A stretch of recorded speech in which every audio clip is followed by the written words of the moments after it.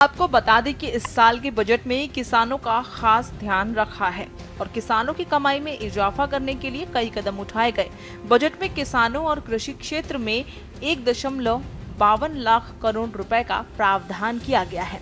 इस फंड से कृषि और इससे जुड़े क्षेत्रों के लिए योजनाएं बनाई जाएंगी। इस दौरान निर्मला सीतारमण के पिटारे से किसानों के लिए कई योजनाएं निकली हैं। बजट 2024 में केंद्रीय सरकार का फोकस कृषि के बुनियादी ढांचे को मजबूत करने, कृषि में तकनीक को बढ़ावा देने और प्राकृतिक खेती की ओर किसानों का रुझान बढ़ाने पर पड़ा है। हालांकि बजट में प्रधानमंत्री किसान सम्मान निधि की राशि में बढ़ोतरी और एमएसपी को लेकर कोई घोषणा नहीं की गई है। किसानों के लिए खुला सरकार का पिटारा।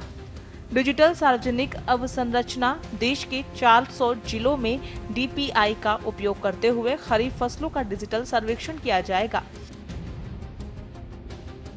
5 राज्यों में जन समर्थन आधारित किसान क्रेडिट कार्ड जारी किए जाएंगे। झींगा मछली ब्रूस्ट स्टॉक के लिए केंद्रीकृत प्रजनन केंद्रों का नेटवर्क स्थापित करने के लिए वित्तीय सहयोग उपलब्ध कराया जाएगा। ग्रामीण अर्थव्यवस्था की वृद्धि और रोजगार सृजन में तेजी लाने के उद्देश्य से राष्ट्रीय सहयोग नीति तैयार की जाएगी। किसानों के लिए 32 कृषि और बागवानी में फसलों की 109 उच्च पैदावार और जलवायु अनुकूल किस्में जारी की जाएंगी। क्रियान्वयन में सहायता के लिए 10,000 आवश्यकता आधारित जैव इनपुट संसाधन केंद्र स्थापित किए जाएंगे।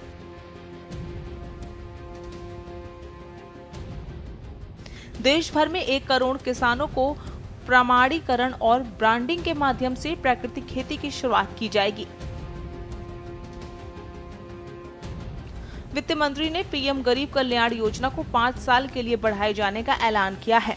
वित्त मंत्री ने कहा कि इससे 80 लाख से ज्यादा लोगों को आर्थिक मोर्चे पर फायदा पहुंचेगा।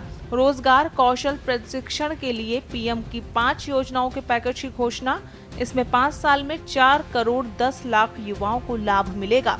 इस योजनाओं पर 2 लाख करोड़ रुपए खर्च किए जाएंगे। स्पेशल डेस्क के न्यूज इंडिया। इस साल के बजट में 4.1 करोड़ युवाओं के लिए रोजगार और कौशल विकास की योजनाओं की घोषणा की गई है। तो इसमें 5 वर्षों में 2 लाख करोड़ का केंद्रीय आवंटन किया गया है। इसके अलावा पहली बार नौकरी पाने वालों के लिए खास सौगात दी गई है। देखिए रिपोर्ट। केंद्रीय वित्त मंत्री निर्मला सीतारमण ने इस बार बजट में युवाओं का भी खास ख्याल रखा है। वित्त मंत्री ने इंटर्नशिप से लेकर सस्ते लोन का ऐलान किया है। सरकार 1 करोड़ युवाओं को इंटर्नशिप का अवसर देगी। इस दौरान युवाओं को 6,000 रुपए का मानदेय भी दिया जाएगा।